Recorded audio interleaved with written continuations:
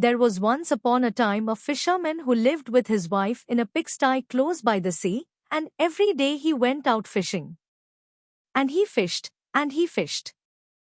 And once he was sitting with his rod, looking at the clear water, and he sat and he sat. Then his line suddenly went down, far down below, and when he drew it up again, he brought out a large flounder. Then the flounder said to him, "Hark, you fisherman, I pray you, let me live. I am no flounder really, but an enchanted prince. What good will it do you to kill me? I should not be good to eat. Put me in the water again, and let me go." "Come," said the fisherman, "there is no need for so many words about it. A fish that can talk I should certainly let go, anyhow." And with that he put him back again into the clear water, and the flounder went to the bottom, leaving a long streak of blood behind him. Then the fisherman got up and went home to his wife in the pigsty. "Husband," said the woman, "have you caught nothing today?" "No," said the man, "I did catch a flounder, who said he was an enchanted prince, so I let him go again." "Did you not wish for anything first?" said the woman. "No," said the man, "what should I wish for?" "Ah," said the woman, "it is surely hard to have to live always in this pigsty which stinks and is so disgusting. You might have wished for a little hut for us. Go back and call him. Tell him we want to have a little hut. He will certainly give us that." "Ah," said the man, "why should I go there again?" "Why," said the woman, "you did catch him, and you let him go again. He is sure to do it. Go at once." The man still did not quite like to go, but did not like to oppose his wife either, and went to the sea. When he got there the sea was all green and yellow, and no longer so smooth, so he stood still and said, "Flounder, flounder in the sea, come, I pray thee, here to me. For my wife, good Ilsebil, wills not as I'd have her will." Then the flounder came swimming to him and said, "Well, what does she want, then?" "Ah," said the man, "I did catch you, and my wife says I really ought to have wished for something. She does not like to live in a pigsty any longer. She would like to have a hut." "Go, then," said the flounder, "she has it already." When the man went home, his wife was no longer in the sty, but instead of it there stood a hut, and she was sitting on a bench before the door. Then she took him by the hand and said to him, "Just come inside. Look, now isn't this a great deal better?" So they went in, and there was a small porch, and a pretty little parlor and bedroom, and a kitchen and pantry, with the best of furniture, and fitted up with the most beautiful things made of tin and brass, whatsoever was wanted. And behind the hut there was a small yard, with hens and ducks, and a little garden with flowers and fruit. "Look," said the wife, "is not that nice?" "Yes," said the husband, "and so it shall remain, and now we will live quite contented." "We will think about that," said the wife. With that they ate something and went to bed. Everything went well for a week or a fortnight, and then the woman said, "Hark you, husband, this hut is far too small for us, and the garden and yard are little. The flounder might just as well have given us a larger house. I should like to live in a great stone castle. Go to the flounder, and tell him to give us a castle." "Ah, wife," said the man, "the hut is quite good enough. Why would we live in a castle?" "What?" said the woman. "Just go there, the flounder can always do that." "No, wife," said the man, "the flounder has just given us the hut. I do not like to go back so soon, it might make him angry." "Go," said the woman, "he can do it quite easily, and will be glad to do it. Just you go to him." The man's heart grew heavy, and he would not go. He said to himself, "It is not right," and yet he went. And when he came to the sea, the water was quite purple and dark blue, and grey and thick, and no longer so green and yellow, but it was still quite And he stood there and said, Flounder, flounder in the sea. Come, I pray thee, here to me. For my wife, good Ilsebil, wills not as I'd have her will. Well, what does she want, now? Said the flounder. Alas, said the man, half scared, she wants to live in a great stone castle. Go to it, then, she is standing before the door, said the flounder. Then the man went away, intending to go home, but when he got there, he found a great stone palace, and his wife was just standing on the steps going in, and she took him by the hand and said, Come in. So he went in with her, and in the castle was a great hall paved with marble, and many servants, who flung wide the doors. And the walls were all bright with beautiful hangings, and in the rooms were chairs and tables of pure gold, and crystal chandeliers hung from the ceiling, and all the rooms and bedrooms had carpets, and food and wine of the very best were standing on all the tables, so that they nearly broke down beneath it. Behind the house, too, there was a great courtyard, with stables for horses and cows, and the very best of carriages. There was a magnificent large garden, too, with the most beautiful flowers and fruit trees, and a park quite half a mile long, in which were stags, deer, and hares, and everything that could be desired. Come, said the woman, isn't that beautiful? Yes, indeed, said the man, now let it be, and we will live in this beautiful castle and be content. We will consider about that, said the woman, and sleep upon it. Thereupon they went to bed.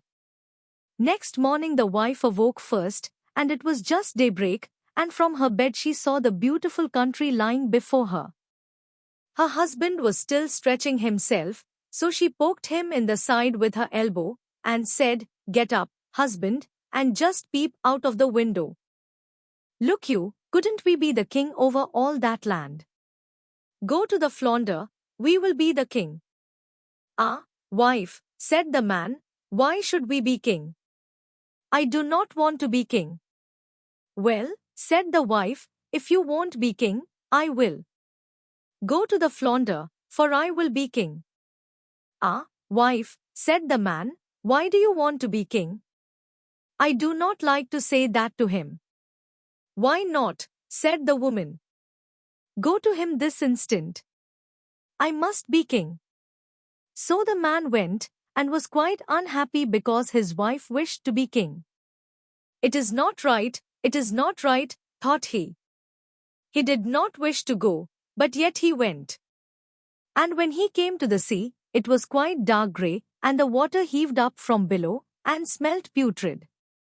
Then he went and stood by it, and said, Flounder, flounder in the sea. Come, I pray thee, here to me. For my wife, good Ilsebil, wills not as I'd have her will. Well, what does she want, now? Said the flounder. Alas, said the man, she wants to be king. Go to her. She is king already. So the man went, and when he came to the palace, the castle had become much larger, and had a great tower and magnificent ornaments, and the sentinel was standing before the door, and there were numbers of soldiers with kettledrums and trumpets.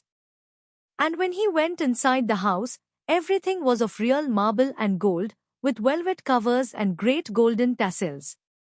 Then the doors of the hall were opened, and there was the court in all its splendor, and his wife was sitting on a high throne of gold and diamonds, with a great crown of gold on her head, and a scepter of pure gold and jewels in her hand, and on both sides of her stood her maids-in-waiting in a row, each of them always one head shorter than the last.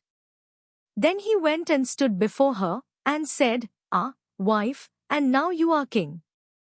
Yes, said the woman, now I am king.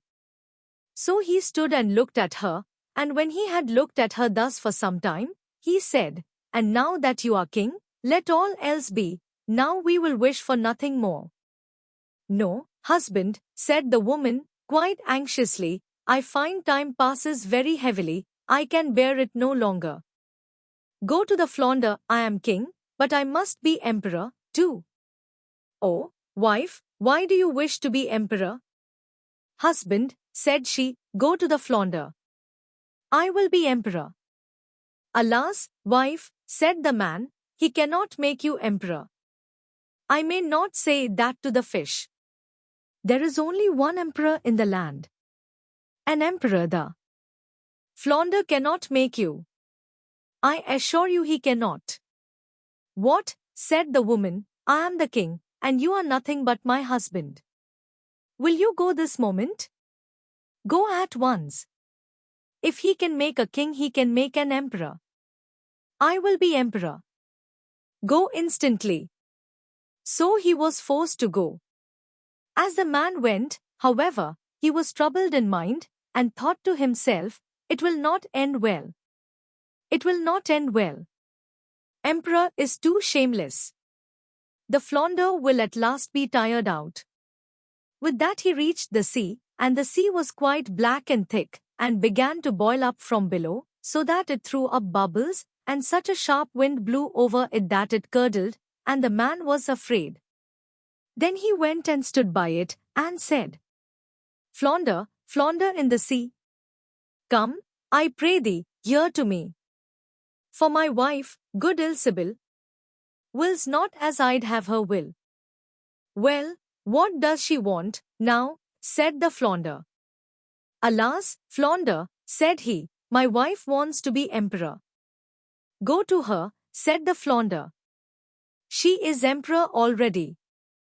So the man went, and when he got there the whole palace was made of polished marble with alabaster figures and golden ornaments, and soldiers were marching before the door blowing trumpets and beating cymbals and drums. And in the house, barons, and counts, and dukes were going about as servants. Then they opened the doors to him, which were of pure gold. And when he entered, there sat his wife on a throne, which was made of one piece of gold, and was quite 2 miles high. And she wore a great golden crown that was 3 yards high, and set with diamonds and carbuncles, and in one hand she had the scepter, and in the other the imperial orb. And on both sides of her stood the yeomen of the guard in 2 rows, each being smaller than the one before him, from the biggest giant, who was 2 miles high, to the very smallest dwarf, just as big as my little finger. And before it stood a number of princes and dukes. Then the man went and stood among them, and said, Wife, are you emperor now? Yes, said she, now I am emperor. Then he stood and looked at her well, and when he had looked at her thus for some time, he said, Ah, wife, be content, now that you are emperor. Husband, said she, why are you standing there? Now, I am emperor, but I will be pope too. Go to the flounder. Oh, wife, said the man, what will you not wish for? You cannot be pope. There is but one in Christendom. He cannot make you pope. Husband, said she, I will be pope. Go immediately, I must be pope this very day. No, wife, said the man, I do not like to say that to him. That would not do, it is too much. The flounder can't make you pope. Husband, said she, what nonsense. If he can make an emperor, he can make a pope. Go to him directly. I am emperor, and you are.